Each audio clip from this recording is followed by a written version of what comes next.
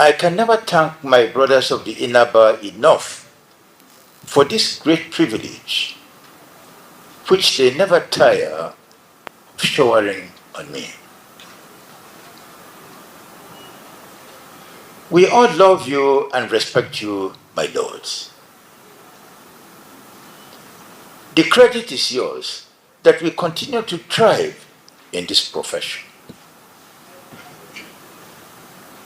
The credit is yours that the nation continues to survive. It is a credit to you that as great as have been your contributions to the cause of justice, you do not feel that your work is done and that you can now take your rest. The nation is caught in one long midnight, and as the lamp flickers in your hands, you must call to mind the biblical injunction. A bruised reed shall he not break,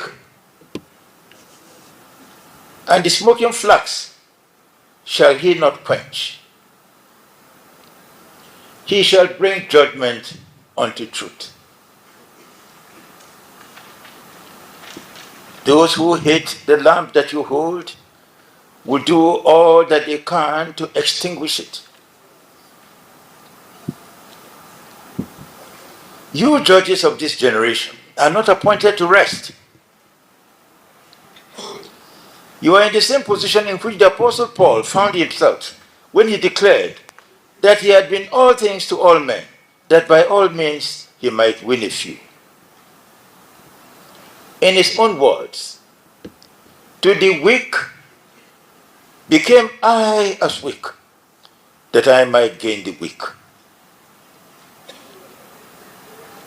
I am made all things to all men, that I might by all means save some.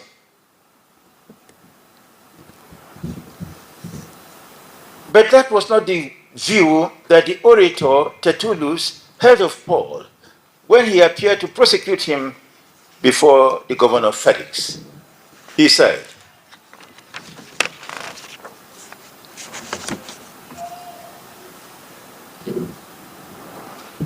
"We have found this man a pestilent fellow and a mover of sedition among all the Jews throughout the world, and a ringleader of the sect of the Nazarenes."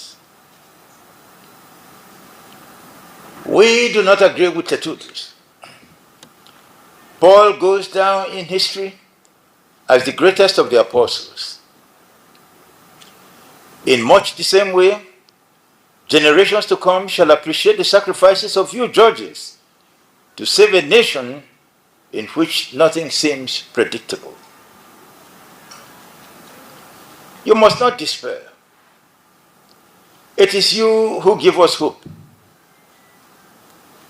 As great as are our sacrifices as lawyers, the sacrifices of you judges are greater. That is why we feel indebted to you. That is why our duty of respect for you is unqualified. To speak of you as you hear me speak is not to say that you are perfect or that you have nothing more to do or to learn. I acknowledge that we do not have a perfect judiciary. I acknowledge that we still have a long way to go. It has become fashionable to criticize and condemn you judges, but those who do so do not know you well enough. And how can we see well to remove the speck in your eyes when we have not first removed the beam in ours? We, all of us, have fallen short of our obligations to the nation. Dictatorship would never have taken root in our country if corruption had not first permeated every department of it. So we are all guilty. We are all implicated. We should consider ourselves remarkably fortunate if the calamities that have befallen the nation can be blamed on one man or one institution. As for you, judges, my lords, I bear witness to your sacrifices. Many of you have little or nothing to show for those sacrifices. If the wealth that some of us have acquired have brought us under suspicion and may witness against us on the day of judgment, it is the poverty of some of you judges that is the proof of your patriotism. If you are misunderstood, if you suffer condemnation, it is because that has always been the lot of those who lead. As judges, your place is in front. Take it and stay there. It is you who show the way. When your place is in front, you will be the first victims of the dangers that assail the nation. Be strong. I'm quoting from the Bible. Be strong and of a good courage. Fear not, nor be afraid of them. For the Lord thy God, he it is that doth go with thee. He will not fail thee, nor forsake thee. You judges are in the remarkable position of deriving your authority and independence, not only from the Constitution, but also from yourselves. The judiciary is the one arm of government with the potential to expand its own power through the work of judicial review. The law is what you say it is. Say it. The power of judicial review is necessitated by the federal structure. Federalism requires an institution such as the judiciary to identify and check non-compliance by the federating units. The dominance of one political party, as is the case now, has tended to weaken Nigerian federalism. It has virtually eliminated the opposition. This dominance by one political party makes the work of the judiciary more urgent and important. When there is no opposition, the judiciary must be strong. It must be alert. It must be innovative. It must defend the law and the Constitution, employing every inherent power and sanction of a court of law. The framers of the Constitution would never have entrusted the judiciary with the custody and control of the Constitution without at the same time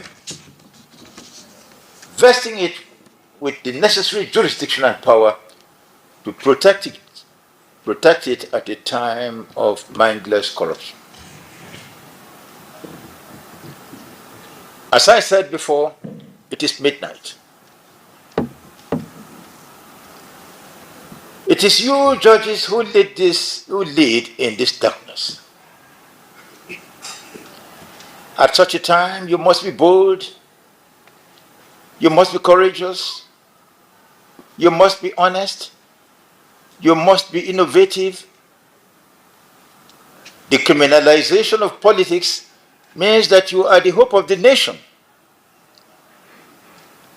If the electoral process continues to be dominated by money, if violence and ethnicity continue to prevail, if the checks and balances instituted by law have been eliminated or have ceased to be effective, if all the structures for accountability provided in the Constitution are brazenly ignored, then, in that case, we need a judiciary that can assert itself. Do so now. Do not fear, nor be afraid. If this generation does not appreciate you, generations to come will do so. Generations to come shall look back and wonder how you were able to save a nation so totally lacking in moderation. It has been said that as long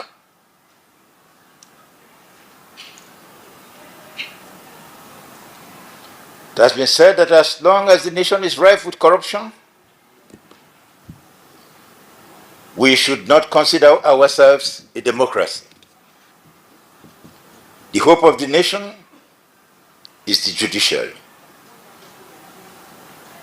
The hope of the nation is in the judiciary to remove this cankerworm of corruption so that we can have a genuine democracy. What that means is that you judges must be enlightened. You must spiritualize yourselves. A good judge must be holy.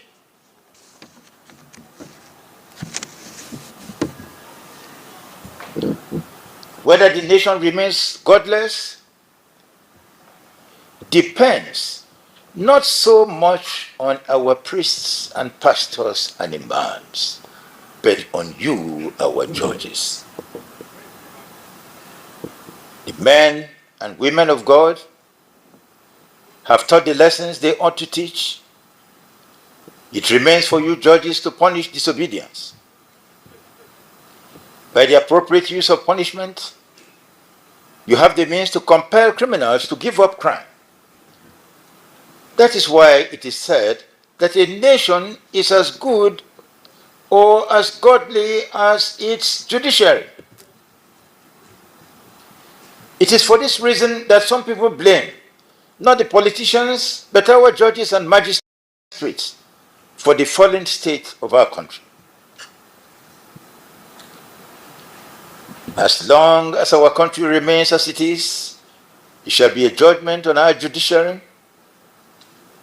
For some time now, thieves in our country have been stealing more than they need in the hope that they can share some of their loot with their prosecutors and judges. There is no greater insult to you, judges, than that sort of mentality. And so when criminals of that sort are arraigned before you, you should prove to them that you are implacably and irreconcilably opposed to their conduct. From the beginning, this profession taught you to take one side.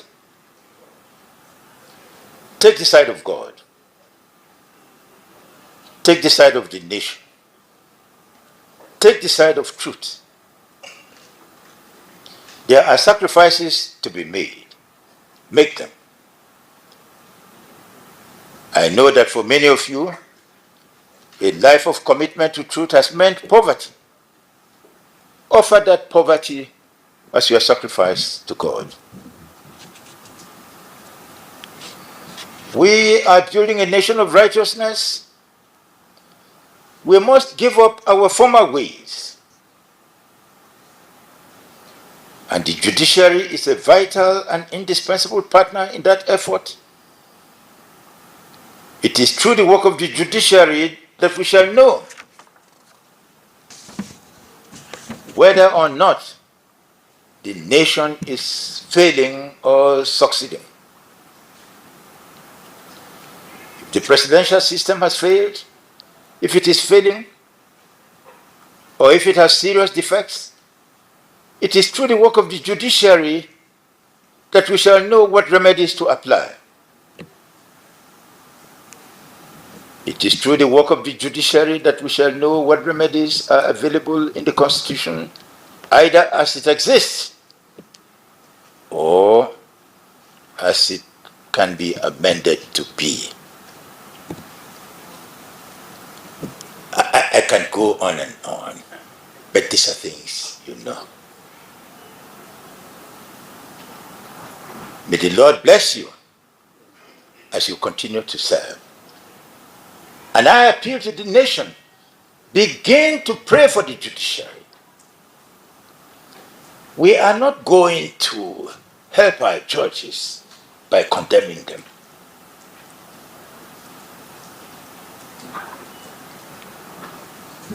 If my emphasis is on God, it is understandable, because at my age, I think I'm beginning to peep on the other side. May the Lord bless you. Our hearts are with you. Please. Again and again and again, I say, may the Lord bless you.